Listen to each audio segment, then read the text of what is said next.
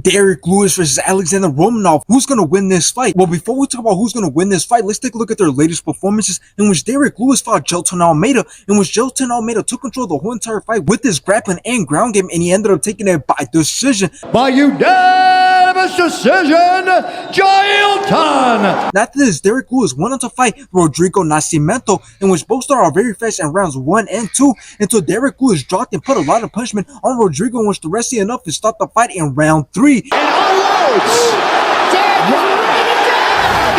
Now let's take a look at Alexandr Romanov's latest performances, in which he fought Blagoy Ivanov, in which both went back and forth, both had some great shots and kicks, but Alexandr Romanov outlanded him and he ended up taking it by decision. Alexander King Kong! After this, Alexandr Romanov also went on to fight Gelton Almeida, in which Gelton Almeida got him in a rear naked choke and made him tap in round 1. Oh yeah, deep.